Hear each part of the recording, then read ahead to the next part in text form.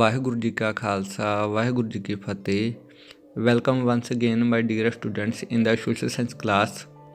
In today's video we are going to discuss further topics of the fourth economics chapter, globalization and the Indian economy. Let us start our topic.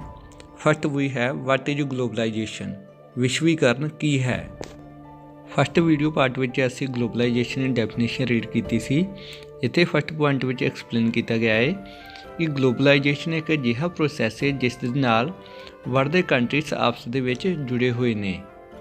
Second point ਵਿੱਚ explain ਕੀਤਾ ਗਿਆ ਹੈ ਕਿ globalisation ਵਿਸ਼ਵੀਕਰਨ ਲਿਆਉਣ ਵਾਸਤੇ MNC multinational company ਨੇ ਬਹੁਤ ਵਧੀਆ ਰੋਲ ਪਲੇ ਕੀਤਾ ਹੈ। ਥਰਡ ਪੁਆਇੰਟ ਵਿੱਚ ਦੱਸਿਆ ਗਿਆ ਹੈ ਕਿ ਗਲੋਬਲਾਈਜੇਸ਼ਨ ਆਉਣ ਦੇ ਨਾਲ ਜ਼ਿਆਦਾ ਤੋਂ ਜ਼ਿਆਦਾ ਚੀਜ਼ਾਂ, ਗੁੱਡਸ, ਸਰਵਿਸ, ਇਨਵੈਸਟਮੈਂਟ, ਟੈਕਨੋਲੋਜੀ ਇੱਕ ਕੰਟਰੀ ਤੋਂ ਦੂਸਰੇ ਕੰਟਰੀ ਵਿੱਚ ਪਹੁੰਚੀਆਂ ਨੇ। ਫੋਰਥ ਪੁਆਇੰਟ ਵਿੱਚ ਐਕਸਪਲੇਨ ਕੀਤਾ ਗਿਆ ਹੈ ਕਿ ਗਲੋਬਲਾਈਜੇਸ਼ਨ ਆਉਣ ਦੇ ਨਾਲ ਓਨਲੀ ਥਿੰਗਸ ਇੱਕ ਕੰਟਰੀ ਤੋਂ ਦੂਸਰੇ ਕੰਟਰੀ ਵਿੱਚ ਮੂਵ ਨਹੀਂ ਹੋਈਆਂ, ਹਿਊਮਨ ਬੀਇੰਗ ਦੀ ਮੂਵਮੈਂਟ, ਮਾਈਗ੍ਰੇਸ਼ਨ ਰੇਟ ਵਿੱਚ ਵੀ ਵਾਧਾ ਹੋਇਆ ਹੈ। ਮਤਲਬ ਕਿ ਪਹਿਲਾਂ ਪੁਰਾਣੇ ਸਮੇਂ ਤੋਂ ਜ਼ਿਆਦਾ ਇਸ ਸਮੇਂ ਦੇ ਵਿੱਚ ਪੀਪਲਸ ਨੇ ਫੋਰਨ ਕੰਟਰੀ ਵਿੱਚ ਜਾਣਾ ਸ਼ੁਰੂ ਕਰ ਦਿੱਤਾ ਹੈ। ਲਾਸਟ ਪੁਆਇੰਟ ਵਿੱਚ ਐਕਸਪਲੇਨ ਕੀਤਾ ਗਿਆ ਹੈ ਕਿ ਸਿਰਫ ਗਲੋਬਲਾਈਜੇਸ਼ਨ ਦਾ ਕਰਕੇ ਹੀ ਵਿਸ਼ਵ ਦੇ ਕੁਝ ਰੀਜਨਸ, ਇਲਾਕੇ ਲਾਸਟ ਡਿਕੇਡਸ ਵਿੱਚ ਕੁਝ ਹੀ ਦਹਾਕਿਆਂ ਦੇ ਵਿੱਚ ਇੱਕ ਦੂਸਰੇ ਦੇ ਨੇੜੇ ਆਏ ਹਨ। ਨੈਕਸਟ ਸਾਡੇ ਕੋਲ ਆ ਜਾਂਦਾ ਹੈ ਫੈਕਟਰ ਰਿਸਪੌਂਸੀਬਲ ਫਾਰ ਗਲੋਬਲਾਈਜੇਸ਼ਨ, ਕਿ ਗਲੋਬਲਾਈਜੇਸ਼ਨ ਨੂੰ ਲਿਆਉਣ ਵਾਸਤੇ ਕਿਹੜੇ ਕਾਰਨ ਜ਼ਿੰਮੇਵਾਰ ਨੇ। ਫਸਟ ਪੁਆਇੰਟ ਸਾਡੇ ਕੋਲ ਆ ਜਾਂਦਾ ਹੈ technology. Second development in telecommunication, computer, internet etcetera. First we will discuss technology. Technology ਇੱਕ ਸਾਇੰਟੀਫਿਕ ਨੌਲੇਜ ਹੈ ਜਿਸ ਦੇ ਨਾਲ ਅਸੀਂ ਆਪਣੀਆਂ ਨੀਡਸ ਪੂਰੀਆਂ ਕਰਦੇ ਹਾਂ। ਅੱਜ ਅਸੀਂ ਆਪਣੇ ਸਰਾਊਂਡਿੰਗ ਏਰੀਆ ਦੇ ਵਿੱਚ ਔਰ ਵਰਲਡ ਦੇ ਵਿੱਚ ਜੋ bikes, television, internet, computer, laptop, mobile phone, trains, aeroplane ਜਾਂ ਆਪਣੇ ਕੰਫਰਟ ਵਾਸਤੇ ਬਣੀਆਂ ਹੋਰ ਥਿੰਗਸ ਦੇਖਦੇ ਹਾਂ ਤਾਂ ਸਾਨੂੰ ਪਤਾ ਹੋਣਾ ਚਾਹੀਦਾ ਕਿ ਇਹ ਸਾਰਾ ਕੁਝ ਟੈਕਨੋਲੋਜੀ ਦਾ ਹੀ ਰਿਜ਼ਲਟ ਹੈ। ਮਤਲਬ ਕਿ ਇਹ ਸਾਰਾ ਕੁਝ ਸਾਨੂੰ ਟੈਕਨੋਲੋਜੀ ਨੇ ਹੀ ਦਿੱਤਾ ਹੈ। ਫਸਟ ਪੁਆਇੰਟ ਵਿੱਚ ਐਕਸਪਲੇਨ ਕੀਤਾ ਗਿਆ ਹੈ ਕਿ ਟੈਕਨੋਲੋਜੀ ਦੇ ਵਿੱਚ ਜੋ ਇੰਪਰੂਵਮੈਂਟਸ ਹੋਈਆਂ ਨੇ, ਸੁਧਾਰ ਹੋਏ ਨੇ, ਉਹ ਇੱਕ ਵੱਡਾ ਫੈਕਟਰ ਹੈ ਜਿਸ ਦੇ ਨਾਲ ਗਲੋਬਲਾਈਜੇਸ਼ਨ ਦੇ ਪ੍ਰੋਸੈਸ ਦੇ ਵਿੱਚ ਤੇਜ਼ੀ ਆਈ ਹੈ। ਸੈਕੰਡ ਪੁਆਇੰਟ ਵਿੱਚ ਐਕਸਪਲੇਨ ਕੀਤਾ ਗਿਆ ਹੈ ਕਿ ਵਰਲਡ ਦੇ ਵਿੱਚ ਲਾਸਟ 50 ਈਅਰਸ ਵਿੱਚ ਟੈਕਨੋਲੋਜੀ ਨੇ ਟਰਾਂਸਪੋਰਟੇਸ਼ਨ ਵਿੱਚ, ਆਵਾਜਾਈ ਦੇ ਸਾਧਨਾਂ ਵਿੱਚ ਵੱਡੇ ਸੁਧਾਰ ਕੀਤੇ ਹਨ। ਲਾਸਟ ਪੁਆਇੰਟ ਵਿੱਚ ਐਕਸਪਲੇਨ ਕੀਤਾ ਗਿਆ ਹੈ ਕਿ ਟਰਾਂਸਪੋਰਟੇਸ਼ਨ ਦੇ ਵਿੱਚ ਟੈਕਨੋਲੋਜੀ ਨੇ ਜੋ ਇੰਪਰੂਵਮੈਂਟਸ ਕੀਤੀਆਂ ਨੇ ਉਸ ਦੇ ਰਿਜ਼ਲਟ ਵਜੋਂ ਥਿੰਗਸ ਨੂੰ ਇੱਕ ਕੰਟਰੀ ਤੋਂ ਦੂਸਰੀ ਕੰਟਰੀ ਦੇ ਵਿੱਚ ਫਾਸਟ ਵੇ ਦੇ ਨਾਲ ਜਲਦੀ ਪਹੁੰਚਾਇਆ ਜਾਂਦਾ ਹੈ ਔਰ ਇਸ ਦੀ ਕੋਸਟ ਖਰਚ ਵੀ ਘੱਟ ਆਉਂਦਾ ਹੈ। ਜਦੋਂ ਟਰਾਂਸਪੋਰਟੇਸ਼ਨ ਵਿੱਚ ਅਜਿਹੀ ਇੰਪਰੂਵਮੈਂਟ ਨਹੀਂ ਸੀ ਹੋਈ ਉਸ ਸਮੇਂ vegetable, fruits, milk product etcetera ਚੀਜ਼ਾਂ ਟਰਾਂਸਪੋਰਟ ਫੋਰਨ ਕੰਟਰੀ ਨੂੰ ਨਹੀਂ ਸੀ ਕੀਤੀਆਂ ਜਾਂਦੀਆਂ, ਕਿਉਂਕਿ ਅਜਿਹੀਆਂ ਥਿੰਗਸ ਅਗਰ ਸ਼ਿਪ 'ਤੇ ਰਾਹੀਂ ਟਰਾਂਸਪੋਰਟ ਕੀਤੀਆਂ ਜਾਣ ਤਾਂ ਉਹਨਾਂ ਨੂੰ ਕਾਫੀ ਸਮਾਂ ਲੱਗ ਜਾਂਦਾ ਸੀ। ਇਹ ਚੀਜ਼ਾਂ ਰਸਤੇ ਦੇ ਵਿੱਚ ਹੀ ਖਰਾਬ ਹੋ ਜਾਂਦੀਆਂ ਸਨ। ਪਰ ਅੱਜ ਕੱਲ੍ਹ ਟਰਾਂਸਪੋਰਟੇਸ਼ਨ ਦੇ ਮੀਨਸ ਕਾਫੀ ਫਾਸਟ ਹੈ, ਇਸ ਕਰਕੇ ਹਰੇਕ ਥਿੰਗਸ ਨੂੰ ਟਰਾਂਸਪੋਰਟ ਕਰਨਾ ਈਜ਼ੀ ਹੋ ਗਿਆ ਹੈ। ਸੈਕੰਡ ਸਾਡੇ ਕੋਲ ਆ ਜਾਂਦਾ ਹੈ development in telecommunication, computer, internet etcetera. Telecommunication ਦੇ ਵਿੱਚ ਸਾਡੇ mobile phone, call, text message and email ਵਰਗੀਆਂ ਸਰਵਿਸ ਸ਼ਾਮਿਲ ਹੁੰਦੀਆਂ ਹਨ। ਫਸਟ ਪੁਆਇੰਟ ਵਿੱਚ ਐਕਸਪਲੇਨ ਕੀਤਾ ਗਿਆ ਹੈ ਕਿ ਟੈਲੀਕਮਿਊਨੀਕੇਸ਼ਨ, ਇੰਟਰਨੈਟ, ਕੰਪਿਊਟਰ ਦੇ ਵਿਕਾਸ ਦੇ ਨਾਲ ਗਲੋਬਲਾਈਜੇਸ਼ਨ ਦੇ ਪ੍ਰੋਸੈਸ ਨੂੰ ਬਿਗ ਬੂਸਟ ਮੀਨਸ ਵੱਡਾ ਹੁਲਾਰਾ ਮਿਲਿਆ ਹੈ। ਸੈਕੰਡ ਪੁਆਇੰਟ ਵਿੱਚ ਐਕਸਪਲੇਨ ਕੀਤਾ ਗਿਆ ਹੈ ਕਿ ਮਾਡਰਨ ਫੈਸਿਲਿਟੀ ਦਾ ਕਰਕੇ ਹੀ ਇਹ ਪੋਸੀਬਿਲਿਟੀ ਹੋਈ ਹੈ ਕਿ ਇਨਸਟੈਂਟਲੀ ਅਸੀਂ ਐਟ ਏ ਟਾਈਮ ਕੋਈ ਵੀ ਇਨਫੋਰਮੇਸ਼ਨ ਰਿਸੀਵ ਜਾਂ ਸੈਂਡ ਕਰ ਸਕਦੇ ਹਾਂ।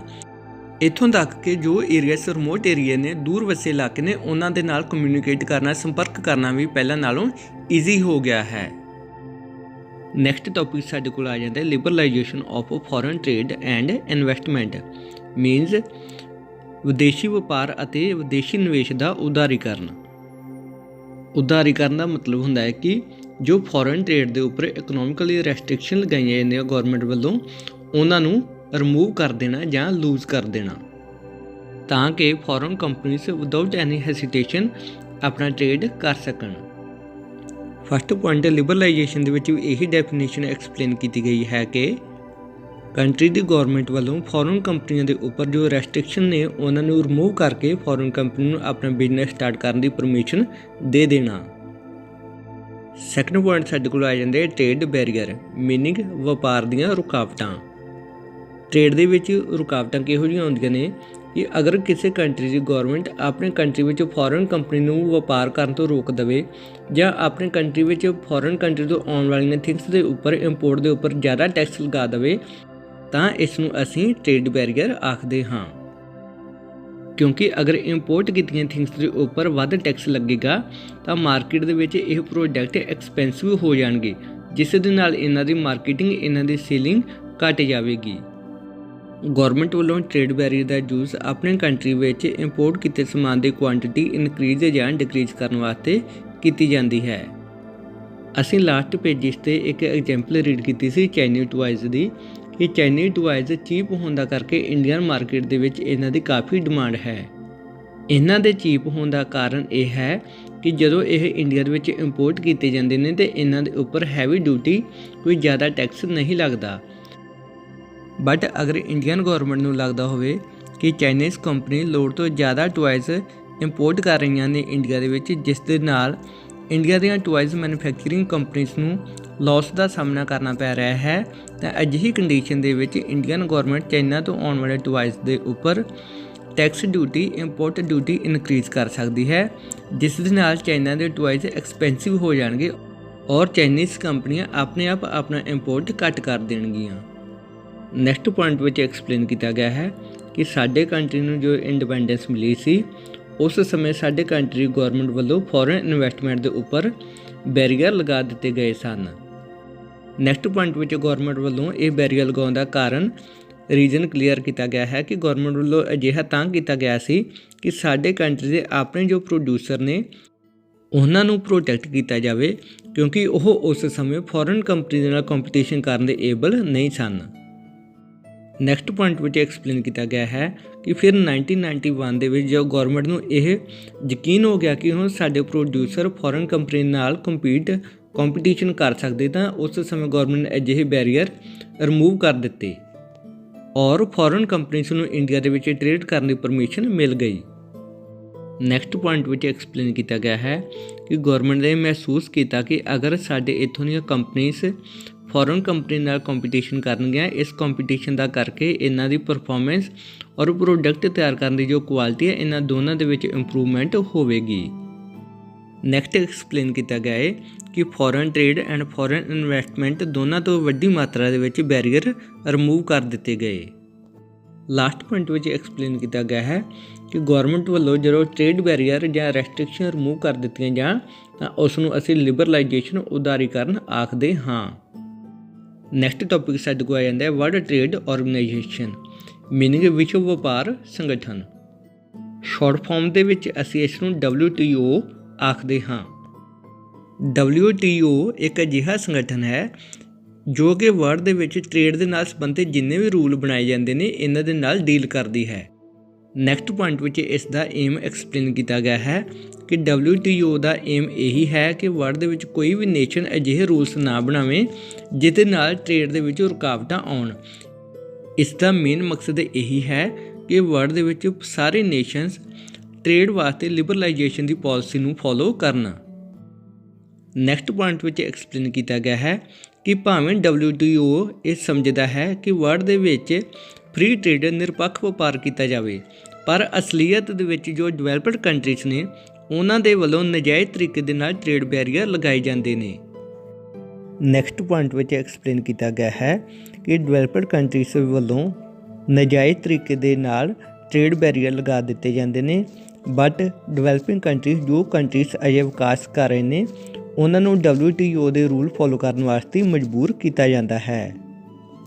ਅਜਿਹੀ ਕੰਡੀਸ਼ਨ ਦੇ ਵਿੱਚ ਫਿਰ WTO ਦੇ ਉੱਪਰ ਵੀ ਇਲਜ਼ਾਮ ਲੱਗਦੇ ਨੇ ਕਿ ਇਹ ਫੇਅਰ ਵੇ ਦੇ ਨਾਲ ਵਰਕ ਨਹੀਂ ਕਰਦਾ, ਇਹ ਡਿਵੈਲਪਡ ਕੰਟਰੀਜ਼ ਦੀ ਸਾਈਡ ਲੈਂਦਾ ਹੈ।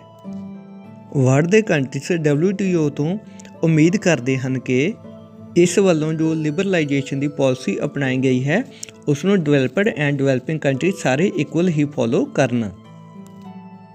ਨੈਕਸਟ ਟੌਪਿਕ ਸਾਡੇ ਕੋਲ ਆ ਜਾਂਦਾ ਹੈ impact of globalisation in India, ਵਿਸ਼ਵੀਕਰਨ ਦਾ ਇੰਡੀਆ ਦੇ ਵਿੱਚ ਕੀ ਅਸਰ ਹੋਇਆ ਹੈ। ਇਸ ਟਾਈਟਲ ਦੇ ਅੰਡਰ ਫਸਟ ਪੁਆਇੰਟ ਸਾਡੇ ਕੋਲ ਆਉਂਦਾ ਹੈ ਕੰਜ਼ਿਊਮਰ, ਗ੍ਰਾਹਕ। ਕੰਜ਼ਿਊਮਰ ਦੇ ਫਸਟ ਪੁਆਇੰਟ ਵਿੱਚ ਐਕਸਪਲੇਨ ਕੀਤਾ ਗਿਆ ਹੈ ਕਿ ਗਲੋਬਲਾਈਜੇਸ਼ਨ ਦਾ ਕਰਕੇ ਜੋ ਪ੍ਰੋਡਿਊਸਿੰਗ ਕੰਪਨੀਆਂ ਦੇ ਵਿਚਕਾਰ ਕੰਪੀਟੀਸ਼ਨ ਪੈਦਾ ਹੋਇਆ ਹੈ, ਉਸ ਕੰਪੀਟੀਸ਼ਨ ਦਾ ਐਡਵਾਂਟੇਜ ਗ੍ਰਾਹਕ ਨੂੰ, ਕੰਜ਼ਿਊਮਰ ਨੂੰ ਹੋਇਆ ਹੈ। ਸੈਕੰਡ ਪੁਆਇੰਟ ਵਿੱਚ ਐਕਸਪਲੇਨ ਕੀਤਾ ਗਿਆ ਹੈ ਕਿ ਬਹੁਤ ਸਾਰੇ ਪ੍ਰੋਡਕਟ ਦੀ ਇੰਪਰੂਵਡ ਕੁਆਲਿਟੀ ਔਰ ਲੋ ਪ੍ਰਾਈਸ ਦਾ ਗ੍ਰਾਹਕ ਆਨੰਦ ਲੈ ਸਕਦੇ ਨੇ। ਮਤਲਬ ਕਿ ਮਾਰਕੀਟ ਦੇ ਵਿੱਚ ਜੋ ਕੰਜ਼ਿਊਮਰ ਕੋਈ ਥਿੰਗ ਬਾਏ ਕਰਨ ਜਾਂਦਾ ਹੈ, ਖਰੀਦਣ ਜਾਂਦਾ ਹੈ, ਉਸਦੇ ਕੋਲ ਬਹੁਤ ਸਾਰੀਆਂ ਚੋਇਸ ਅਵੇਲੇਬਲ ਹੁੰਦੀਆਂ ਨੇ। ਇੱਕ ਹੀ ਪ੍ਰੋਡਕਟ ਨੂੰ ਵੱਖ-ਵੱਖ ਕੰਪਨੀਆਂ ਵੱਲੋਂ ਤਿਆਰ ਕੀਤਾ ਹੁੰਦਾ ਹੈ ਔਰ ਇਸ ਦੀ ਕੋਸਟ ਵੀ ਜਿਹੜੀ ਅਲੱਗ-ਅਲੱਗ ਹੁੰਦੀ ਹੈ ਔਰ ਇਸ ਤਰ੍ਹਾਂ ਗ੍ਰਾਹਕ ਨੂੰ ਆਪਣੀ ਲੋ ਪ੍ਰਾਈਸ 'ਤੇ ਕੋਈ ਵੀ ਥਿੰਗ ਬਾਏ ਕਰਨ ਦਾ ਮੌਕਾ ਮਿਲ ਜਾਂਦਾ ਹੈ। ਨੈਕਸਟ ਪੁਆਇੰਟ ਵਿੱਚ ਐਕਸਪਲੇਨ ਕੀਤਾ ਗਿਆ ਹੈ ਕਿ ਗਲੋਬਲਾਈਜੇਸ਼ਨ ਦਾ ਕਰਕੇ ਲੋ ਪ੍ਰਾਈਸ 'ਤੇ ਹਾਈ ਕੁਆਲਿਟੀ ਦੀਆਂ ਥਿੰਗਸ ਪ੍ਰਾਪਤ ਹੋਣ ਦਾ ਕਰਕੇ ਇੰਡੀਆ ਦੇ ਪੀਪਲ ਦਾ ਲਿਵਿੰਗ ਸਟੈਂਡਰਡ ਹਾਈ ਹੋਇਆ ਹੈ। ਨੈਕਸਟ ਸਾਡੇ ਕੋਲ ਆ ਜਾਂਦੇ ਪ੍ਰੋਡਿਊਸਰ, ਕਿ ਜੋ ਸਮਾਨ ਤਿਆਰ ਕਰਨ ਵਾਲੇ ਪ੍ਰੋਡਿਊਸਰ ਨੇ, ਉਤਪਾਦਕ ਨੇ, ਉਹਨਾਂ ਦੇ ਉੱਪਰ ਗਲੋਬਲਾਈਜੇਸ਼ਨ ਦਾ ਕੀ ਅਸਰ ਹੋਇਆ ਹੈ। ਫਸਟ ਪੁਆਇੰਟ ਆ ਜਾਂਦਾ ਫੋਰਨ ਇਨਵੈਸਟਮੈਂਟ ਇਨ ਇੰਡੀਆ, ਕਿ ਇੰਡੀਆ ਦੇ ਜੋ ਲੋਕਲ ਕੰਪਨੀਜ਼ ਨੇ ਉਹਨਾਂ ਨੂੰ ਫਸਟ ਬੈਨੀਫਿਟ ਇਹ ਹੋਇਆ ਕਿ ਫੋਰਨ ਕੰਪਨੀ ਨੇ ਆ ਕੇ ਉਹਨਾਂ ਦੀਆਂ ਕੰਪਨੀਆਂ ਦੇ ਵਿੱਚ ਨਿਵੇਸ਼ ਕੀਤਾ ਹੈ। ਐਂਡ ਇਸ ਇਨਵੈਸਟਮੈਂਟ ਦਾ ਬੈਨੀਫਿਟ ਸੈਕੰਡ ਪੁਆਇੰਟ ਵਿੱਚ ਕਲੀਅਰ ਕੀਤਾ ਹੈ ਕਿ ਇਸ ਨਿਵੇਸ਼ ਦਾ ਕਰਕੇ ਇਹਨਾਂ ਕੰਪਨੀਆਂ ਨੂੰ ਨਿਊ ਟੈਕਨੋਲੋਜੀ ਮਿਲੀ ਹੈ ਔਰ ਇਹਨਾਂ ਦੀ ਪ੍ਰੋਡਕਸ਼ਨ ਦੇ ਵਿੱਚ ਚੇਂਜਿਸ ਆਈਆਂ ਨੇ ਔਰ ਪ੍ਰੋਡਕਸ਼ਨ ਦੀ ਕੁਆਂਟੀਟੀ ਇਨਕਰੀਜ਼ ਹੋਈ ਹੈ। ਥਰਡ ਪੁਆਇੰਟ ਆ ਜਾਂਦਾ ਹੈ rise of Indian multinational cooperation, ਕਿ ਜਿਵੇਂ ਫੋਰਨ ਦੀਆਂ ਕੁਝ ਕੰਪਨੀਜ਼ ਨੇ, ਜਿਵੇਂ ਕਾਰਗਿਲ ਕੰਪਨੀ ਦੀ ਐਗਜ਼ਾਮਪਲ ਪੜ੍ਹੀ ਸੀ ਕਿ ਉਹ ਅਮਰੀਕਾ ਦੀ ਮਲਟੀਨੈਸ਼ਨਲ ਕੰਪਨੀ ਹੈ। ਇਸੇ ਤਰੀਕੇ ਨਾਲ ਹੁਣ ਇੰਡੀਆ ਦੀਆਂ ਕੋਈ ਕੰਪਨੀਜ਼ ਵੀ ਮਲਟੀਨੈਸ਼ਨਲ ਕੰਪਨੀਜ਼ ਬਣ ਗਈਆਂ ਨੇ। ਉਹਨਾਂ ਨੇ ਵੀ ਫੋਰਨ ਦੇ ਵਿੱਚ ਜਾ ਕੇ ਆਪਣੀਆਂ ਬ੍ਰਾਂਚਿਸ ਐਸਟੈਬਲਿਸ਼ ਕੀਤੀਆਂ ਨੇ, ਜਿਸ ਨਾਲ ਇੱਕ ਤਾਂ ਇੰਡੀਆ ਦੀ ਰੈਪੂਟੇਸ਼ਨ ਦੇ ਵਿੱਚ ਵਾਧਾ ਹੋਇਆ ਹੈ, ਸੈਕਿੰਡ ਇੰਡੀਆ ਦੀ ਇਕੋਨਮੀ ਸਟਰੋਂਗ ਹੋਈ ਹੈ। ਨੈਕਸਟ ਪੁਆਇੰਟ ਦੇ ਵਿੱਚ ਐਕਸਪਲੇਨ ਕੀਤਾ ਗਿਆ ਹੈ ਕਿ ਕੁਝ ਪ੍ਰੋਡਿਊਸਰ ਨੂੰ ਗਲੋਬਲਾਈਜੇਸ਼ਨ ਦਾ ਨੁਕਸਾਨ ਹੋਇਆ ਹੈ, ਲੋਸ ਟੂ ਸਮਾਲ ਪ੍ਰੋਡਿਊਸਰ, ਕਿ ਜੋ ਛੋਟੇ ਉਤਪਾਦਕ ਸਨ ਉਹਨਾਂ ਨੂੰ ਮਲਟੀਨੈਸ਼ਨਲ ਕੰਪਨੀ ਵੱਲੋਂ ਬਾਏ ਕਰ ਲਿਆ ਜਾਂਦਾ, ਖਰੀਦ ਲਿਆ ਜਾਂਦਾ, ਜਿਸ ਦੇ ਨਾਲ ਉਹਨਾਂ ਦੀ ਐਗਜ਼ਿਸਟੈਂਸ ਹੋਂਦ ਖਤਮ ਹੋ ਜਾਂਦੀ ਹੈ। ਲਾਸਟ ਪੁਆਇੰਟ ਆ ਜਾਂਦਾ ਇੰਪਲੋਇਮੈਂਟ ਓਪਰਚੁਨਿਟੀਜ਼, ਕਿ ਗਲੋਬਲਾਈਜੇਸ਼ਨ ਦੇ ਨਾਲ ਇੰਪਲੋਇਮੈਂਟ ਰੁਜ਼ਗਾਰ ਦੇ ਮੌਕੇ ਜ਼ਿਆਦਾ ਵੱਧ ਗਏ ਨੇ। ਗਲੋਬਲਾਈਜੇਸ਼ਨ ਦਾ ਕਰਕੇ ਕੰਪਨੀਆਂ ਦੀ ਗਿਣਤੀ ਵਧੀ ਹੈ, ਪ੍ਰੋਡਕਸ਼ਨ ਦੇ ਵਿੱਚ ਵੀ ਵਾਧਾ ਹੋਇਆ ਹੈ, ਜਿਸ ਦੇ ਨਾਲ ਜ਼ਿਆਦਾ ਪੀਪਲਸ ਨੂੰ ਇੰਪਲੋਇਮੈਂਟ ਪ੍ਰਾਪਤ ਹੋਈ ਹੈ। ਐਂਡ ਕੁਝ ਪੀਪਲਸ ਨੂੰ ਇੰਪਲੋਇਮੈਂਟ ਵਾਸਤੇ ਫੋਰਨ ਮਾਈਗ੍ਰੇਟ ਕਰਨਾ ਪੋਸੀਬਲ ਹੋਇਆ ਹੈ। ਨੈਕਸਟ ਸਾਡੇ ਕੋਲ ਹੋਰ ਪੈਰਾਗ੍ਰਾਫ ਹੈ ਨੈਗੇਟਿਵ ਇਫੈਕਟ ਆਫ ਗਲੋਬਲਾਈਜੇਸ਼ਨ, ਕਿ ਗਲੋਬਲਾਈਜੇਸ਼ਨ ਦਾ ਹੋਰ ਕੀ ਨੈਗੇਟਿਵ ਇਫੈਕਟ ਹੋਇਆ ਹੈ। ਇਸ ਦੇ ਅੰਡਰ ਫਸਟ ਪੁਆਇੰਟ ਅਸੀਂ ਪਹਿਲਾਂ ਹੀ ਡਿਸਕਸ ਕਰ ਚੁੱਕੇ ਹਾਂ ਕਿ ਜੋ ਸਮੋਲ ਲੋਕਲ ਪ੍ਰੋਡਿਊਸਰ ਹੁੰਦੇ ਨੇ ਉਹਨਾਂ ਨੂੰ ਨੁਕਸਾਨ ਹੋ ਜਾਂਦਾ ਹੈ, ਕਿ ਮਾਰਕੀਟ ਦੇ ਵਿੱਚ ਮਲਟੀਨੈਸ਼ਨਲ ਕੰਪਨੀ ਦੇ ਸਮਾਨ ਦੇ ਨਾਲ ਉਹ ਕੰਪੀਟੀਟ ਮੁਕਾਬਲਾ ਨਹੀਂ ਕਰ ਪਾਉਂਦੇ ਔਰ ਉਹਨਾਂ ਦਾ ਮਾਰਕੀਟ ਦੇ ਵਿੱਚ ਸਮਾਨ ਸੇਲ ਨਹੀਂ ਹੁੰਦਾ। ਜਿਵੇਂ ਹੁਣ ਫੈਸਟੀਵਲ ਸੀਜ਼ਨ ਚੱਲ ਰਿਹਾ ਹੈ, ਇਸ ਫੈਸਟੀਵਲ ਸੀਜ਼ਨ ਦੇ ਦੀਪਾਵਲੀ ਦੇ ਉੱਪਰ ਅਸੀਂ ਮਾਰਕੀਟ ਦੇ ਉੱਪਰੋਂ ਕਲਰਫੁੱਲ ਲਾਈਟਸ ਜਿਹੜੇ ਉਹ ਘਰ ਦੇ ਵਿੱਚ ਲੈ ਆਉਂਦੇ ਹਾਂ, ਬਟ ਜੋ ਲੋਕਲ ਪ੍ਰੋਡਿਊਸਰ ਨੇ ਜੋ ਕੈਂਡਲਸ ਬਣਾਉਂਦੇ ਨੇ ਜਾਂ ਦੀਵਾਸ ਬਣਾਉਂਦੇ ਨੇ ਉਹਨਾਂ ਚੀਜ਼ਾਂ ਨੂੰ ਆਪਣੇ ਘਰ ਦੇ ਵਿੱਚ ਨਹੀਂ ਲੈ ਕੇ ਆਉਂਦੇ, ਕਿਉਂਕਿ ਸਾਨੂੰ ਆਪਣੇ ਘਰ ਨੂੰ ਲਾਈਟਿੰਗ ਕਰਨ ਵਾਸਤੇ ਹੋਰ ਆਪਸ਼ਨ ਅਵੇਲੇਬਲ ਹੁੰਦੀਆਂ ਨੇ। ਬਟ ਅਗਰ ਇਹ ਆਪਸ਼ਨ ਸਾਡੇ ਕੋਲ ਨਾ ਹੋਣ, ਅਸੀਂ ਲੋਕਲ ਪ੍ਰੋਡਿਊਸਰ ਦਾ ਸਮਾਨ ਹੀ ਬਾਏ ਕਰਾਂਗੇ, ਜਿਸ ਨਾਲ ਉਹਨਾਂ ਦਾ ਰੁਜ਼ਗਾਰ ਚੱਲਦਾ ਰਹਿੰਦਾ ਹੈ, ਉਹਨਾਂ ਦੀ ਐਗਜ਼ਿਸਟੈਂਸ ਨੂੰ ਕੋਈ ਖਤਰਾ ਨਹੀਂ ਹੁੰਦਾ। ਸੈਕੰਡ ਪੁਆਇੰਟ ਵਿੱਚ ਐਕਸਪਲੇਨ ਕੀਤਾ ਗਿਆ ਹੈ ਕਿ MNC ਕੰਪਨੀਜ਼ ਵੱਲੋਂ ਜਦੋਂ ਇੰਡੀਆ ਤੋਂ ਪ੍ਰੋਫਿਟ ਅਰਨ ਕਰਕੇ ਆਪਣੇ ਕੰਟਰੀ ਨੂੰ ਭੇਜ ਦਿੱਤਾ ਜਾਂਦਾ ਹੈ ਤਾਂ ਇਸ ਦੇ ਨਾਲ ਇੰਡੀਆ ਦੀ ਕਰੰਸੀ ਫੋਰਨ ਚਲੀ ਜਾਂਦੀ ਹੈ, ਜਿਸ ਨਾਲ ਇਕਨੋਮਿਕ ਲਾਸ ਹੁੰਦਾ ਹੈ। ਥਰਡ ਪੁਆਇੰਟ ਆ ਜਾਂਦਾ ਹੈ ਕਿ ਕੰਟਰੀ ਫਿਰ ਸੈਲਫ ਡਿਪੈਂਡੈਂਟ ਨਹੀਂ ਬਣਦਾ, ਉਹ ਆਪਣੀਆਂ ਨੀਡਸ ਪੂਰੀਆਂ ਕਰਨ ਵਾਸਤੇ ਹੋਰਨਾਂ ਕੰਟਰੀ ਉੱਪਰ ਡਿਪੈਂਡੈਂਟ ਬਣਿਆ ਰਹਿੰਦਾ ਹੈ। ਨੈਕਸਟ ਪੁਆਇੰਟ ਆ ਜਾਂਦਾ ਲੈਕ ਆਫ ਪਬਲਿਕ ਇੰਟਰਸਟ, ਕਿ ਪੀਪਲਸ ਦੀਆਂ ਨੀਡਸ ਪੂਰੀਆਂ ਕਰਨ ਵਾਸਤੇ ਫਿਰ ਗੌਰਮੈਂਟ ਵੱਲੋਂ ਕੋਈ ਵੀ ਇੰਟਰਸਟ ਨਹੀਂ ਦਿਖਾਇਆ ਜਾਂਦਾ। ਗੌਰਮੈਂਟ ਵੱਲੋਂ ਸਾਰੇ ਡਿਪਾਰਟਮੈਂਟ ਪ੍ਰਾਈਵੇਟਾਈਜੇਸ਼ਨ ਕਰ ਦਿੱਤੇ ਜਾਂਦੇ ਨੇ, ਕਿ ਇਸ ਨਾਲ ਗੌਰਮੈਂਟ ਨੂੰ ਲੱਗਦਾ ਕਿ ਉਹਨਾਂ ਦੀ ਸਿਰਦਰਦੀ ਜਿਹੜੀ ਆ ਘੱਟ ਜਾਂਦੀ ਹੈ। ਲਾਸਟ ਪੁਆਇੰਟ ਆ ਜਾਂਦਾ disturbed the social and the cultural life of the people. ਇਸ ਪੁਆਇੰਟ ਦੇ ਵਿੱਚ ਐਕਸਪਲੇਨ ਕੀਤਾ ਗਿਆ ਹੈ ਕਿ ਪੀਪਲ ਦੀ ਜੋ ਸੋਸ਼ਲ ਐਂਡ ਕਲਚਰਲ ਲਾਈਫ ਆ ਉਸ ਦੇ ਵਿੱਚ ਵੀ ਚੇਂਜਿਸ ਆਈਆਂ ਨੇ। ਨਿਊ ਜਨਰੇਸ਼ਨ ਦੇ ਪੀਪਲਸ ਆਪਣੇ ਕਲਚਰ ਨੂੰ ਛੱਡ ਕੇ ਦੂਸਰੇ ਕੰਟਰੀ ਦੇ ਕਲਚਰ ਨੂੰ ਫੋਲੋ ਕਰਨ ਲੱਗ ਜਾਂਦੇ ਨੇ, ਜਿਸ ਨਾਲ ਇੱਕ ਕਮਿਊਨਿਟੀ ਦਾ ਕਲਚਰਲ ਲਾਸ ਹੁੰਦਾ ਹੈ। ਲਾਸਟ ਟੌਪਿਕ ਸਾਡੇ ਕੋਲ ਆ ਜਾਂਦਾ ਹੈ ਸਟ੍ਰੈਟਜੀ ਫਾਰ ਫੇਅਰ ਗਲੋਬਲਾਈਜੇਸ਼ਨ, ਨਿਰਪੱਖ ਵਿਸ਼ਵੀਕਰਨ ਦੀ ਰਣਨੀਤੀ। ਇਸ ਪੈਰਾਗ੍ਰਾਫ ਦੇ ਅੰਡਰ ਐਕਸਪਲੇਨ ਕੀਤਾ ਗਿਆ ਹੈ ਕਿ ਗਲੋਬਲਾਈਜੇਸ਼ਨ ਦੇ ਬੈਨੀਫਿਟਸ ਨੂੰ ਕਿਵੇਂ ਇਨਕਰੀਜ਼ ਕੀਤਾ ਜਾ ਸਕਦਾ ਹੈ। ਫਸਟ ਪੁਆਇੰਟ ਵਿੱਚ ਐਕਸਪਲੇਨ ਕੀਤਾ ਗਿਆ ਹੈ ਕਿ ਜਦੋਂ ਵੀ ਕਿਸੇ ਕੰਟਰੀ ਵਿੱਚ ਕੋਈ ਸਰਵਿਸ ਜਾਂ ਗੁੱਡਸ ਪਹੁੰਚਦੀਆਂ ਨੇ, ਉਹਨਾਂ ਦੀ ਸਕਰੀਨਿੰਗ ਕੀਤੀ ਜਾਣੀ ਚਾਹੀਦੀ ਹੈ ਤਾਂ ਕਿ ਕੋਈ ਵੈਪਨਸ ਜਾਂ ਡਰੱਗ ਐਕਸੈਟਰਾ ਕੋਈ ਗਲਤ ਚੀਜ਼ ਸਪਲਾਈ ਨਾ ਕੀਤੀ ਜਾ ਸਕੇ, ਜਿਸ ਦੇ ਨਾਲ ਸੁਸਾਇਟੀ ਨੂੰ ਕੋਈ ਲਾਸ ਹੋਵੇ। ਸੈਕੰਡ ਪੁਆਇੰਟ ਵਿੱਚ ਐਕਸਪਲੇਨ ਕੀਤਾ ਗਿਆ ਹੈ ਕਿ ਮਲਟੀਨੈਸ਼ਨਲ ਕੰਪਨੀ ਨਾਲ ਕੰਪੀਟੀਸ਼ਨ ਕਰਨ ਦੇ ਨਾਲ ਆਪਣੀਆਂ ਜੋ ਲੋਕਲ ਕੰਪਨੀਜ਼ ਨੂੰ ਲਾਸ ਹੁੰਦਾ ਹੈ, ਉਸ ਨੂੰ ਬਚਾਉਣ ਵਾਸਤੇ ਲੋਕਲ ਕੰਪਨੀ ਦੀ ਸਪੋਰਟ ਗੌਰਮੈਂਟ ਵੱਲੋਂ ਕੀਤੀ ਜਾਣੀ ਚਾਹੀਦੀ ਹੈ। ਥਰਡ ਪੁਆਇੰਟ ਵਿੱਚ ਐਕਸਪਲੇਨ ਕੀਤਾ ਗਿਆ ਹੈ ਕਿ ਲੇਬਰ ਨੂੰ ਐਕਸਪਲੋਇਟੇਸ਼ਨ ਤੋਂ ਸ਼ੋਸ਼ਣ ਤੋਂ ਬਚਾਉਣ ਵਾਸਤੇ ਲੇਬਰ ਲਾਅ ਨੂੰ ਸਖਤੀ ਦੇ ਨਾਲ ਇੰਪਲੀਮੈਂਟ ਕੀਤਾ ਜਾਣਾ ਚਾਹੀਦਾ ਹੈ। ਲਾਸਟ ਪੁਆਇੰਟ ਵਿੱਚ ਐਕਸਪਲੇਨ ਕੀਤਾ ਗਿਆ ਹੈ ਕਿ ਨਿਰਪੱਖ ਵੇ ਦੇ ਨਾਲ ਟ੍ਰੇਡ ਕਰਨ ਵਾਸਤੇ WTO ਦੇ ਨਾਲ ਗੱਲਬਾਤ ਕੀਤੀ ਜਾਣੀ ਚਾਹੀਦੀ ਹੈ ਤਾਂ ਕਿ ਡਿਵੈਲਪਡ ਐਂਡ ਡਿਵੈਲਪਿੰਗ ਕੰਟਰੀ ਨਾਲ ਕੋਈ ਪਾਰਸ਼ੈਲਿਟੀ ਨਾ ਕੀਤੀ ਜਾਵੇ ਐਂਡ ਸਾਰੇ ਹੀ ਕੰਟਰੀਜ਼ ਲਿਬਰਲਾਈਜੇਸ਼ਨ ਦੇ ਰੂਲ ਨੂੰ ਫੋਲੋ ਕਰਨ।